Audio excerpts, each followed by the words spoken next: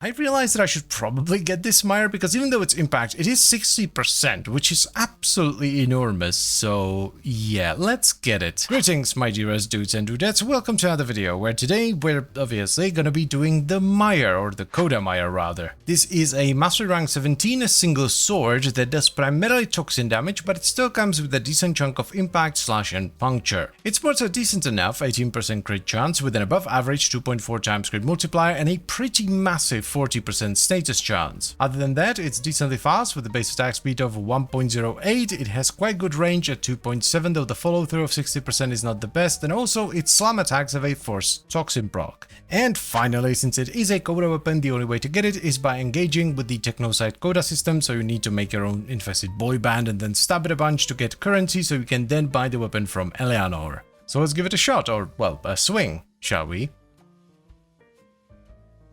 Oh man, that looks sick. I really like the way the Coda weapons look. We're down to 2 potatoes, blimey. I'm not really sure about the stance, but let's just start off with Vengeful Revenant, why not? Combos seem pretty good. Gundy Overload is a bit of a no-brainer with Harold. Now, even though the crit chance is a little bit low, we are gonna go with Blood Rush as well as Galvanized Steel, because it should be just about enough crit for melee duplicate. Weeping Wounds are gonna be huge with that 40% base status. Ooh la la. For now, I just want to try Blast, but eventually I do have a different plan here, though for that to work, we're gonna have to flip the Valence into something else first, so Blast it is for the time being. Not a bad start, it's actually pretty good, though I must say I am not loving Vengeful Revenant right now. Let's add Harold, who's gonna be responsible for the majority of the priming. That is a mind-blowing difference, goddamn, yeah. The difference this makes is insane. Alright, time to put on a ton of unnecessary forbot just so we can flip this Valence into something else.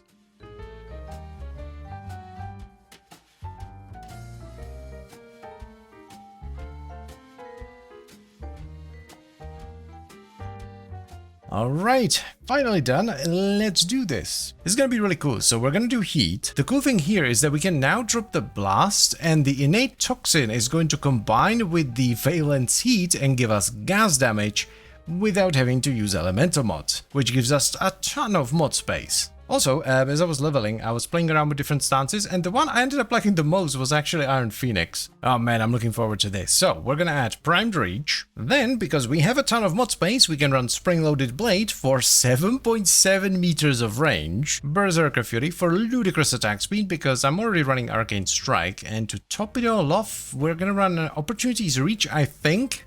I think that's like the most fun option here, just to max out on range. I don't know if it's the ridiculous attack speed or the excessive range, or perhaps a combination of both, but this brings me immense joy. This is such a fun, blendy setup. It's so vicious. I genuinely don't think I would have more fun on this with Influence, and I think it's all thanks to that ridiculously high range. You know what I always forget about when I'm doing duplicate builds? Puncture. I always forget that Harold procs puncture like an absolute mad lad, so we actually have way more crit than we should. Oi, come here. Warframe. Hell, that was a big hit. Seriously, I stand by what I said. This rivals Influence. It might not have as much coverage, but the damage this does more than makes up for it. Plus, the range is still really good. Like, we have ridiculous base range. Catalic says hi. You should really say hi back. We don't want to be rude now, do we? It's funny how stances got completely flipped on their head with the rework, because I remember when Vengeful Revenant came out and it was by far the best sword stance. Like, there were some really good combos on Crimson Dervish because it had very high multipliers, but Vengeful Revenant just felt the best. But now I feel like Iron Phoenix is head and shoulders above everything else. Where are ya? Bring it on. Ooh. Jesus Christ, what the hell is that damage? That is as close to S tier as you're gonna get. Like, I reserve S tier for straight up broken things that one-shot the Acolytes. This is as close as you can get to that without, like, actually doing anything busted. Vor doesn't seem to be very fond of this either. This is just lovely. It's the best way I can describe it. It's just such a lovely setup. It's so much fun, and it does such good damage. It's marvelous. One thing I will say is that, hello Torment, is that I am a little bit annoyed that they didn't do anything with the slam, because that's... Hold on a minute. Where are you going? Come here. The slam is the one place where I expected some kind of a mechanic, because, you know, it's somewhat unique, you know, it procs toxin, but I kind of expected something to happen, and it didn't, so I'm a bit sad about that. Could have been something small, you know, just to give us a reason to maybe try a slam build, but, you know, I'm not gonna complain. This weapon is good enough as it is, I think. So, here's the final build for a heat-based Coda Mire. It will unfortunately not work with anything else because you need the valence heat to combine with the innate toxin to get gas. For the stance, I ended up liking Iron Phoenix the most. I've tried all of them as I was leveling the weapon, and Iron Phoenix just seems to feel the best, at least for me. Now for the Tennokai trigger, you can run whatever you want. I really like opportunities to reach a lot of the time because it gives you a longer window for the Tennokai. I hate whiffing Tennokai and losing all my combos, and it's also really nice to have the most range on your strongest attack. Then for the actual mods, we have Condition Overload for base damage, Blood Rush and Galvanized Steel for crit chance and crit damage, Weeping Wounds for a ton of status, Galvanized Elementalist for status damage and status chance, which we followed up with double range, so we have both primed reach and spring-loaded blade, which gives us 7.7 meters of range, which is ridiculously awesome, and we top it off with Berserker Fury for attack speed. Now for the arcane, we ended up going with melee duplicate. This isn't perfect, especially if you have like a pet that primes a lot of puncture, but it's pretty damn good here, though if you want to, you can experiment with other ones as well. I also squeezed in Arcane Strike into the build because having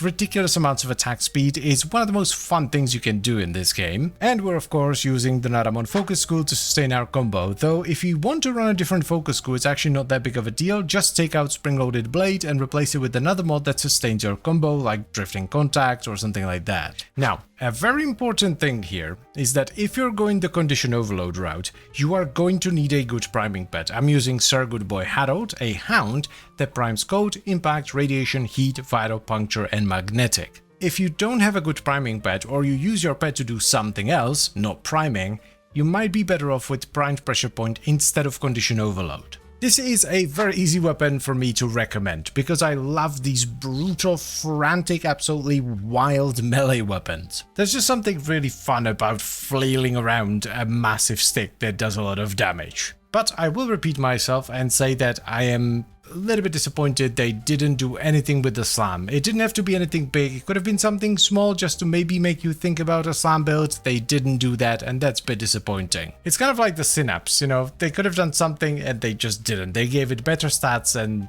shoved it out the door. But that doesn't mean the weapon is bad, it's actually very good, and I would highly recommend you give it a shot. And as always guys, I thank you very much for watching, and I hope you've enjoyed the video. Then I would also like to extend a special thank you to all the channel members. Thank you very much guys, I really appreciate your support, it means a lot to me. And I'll see you next time. Bye bye.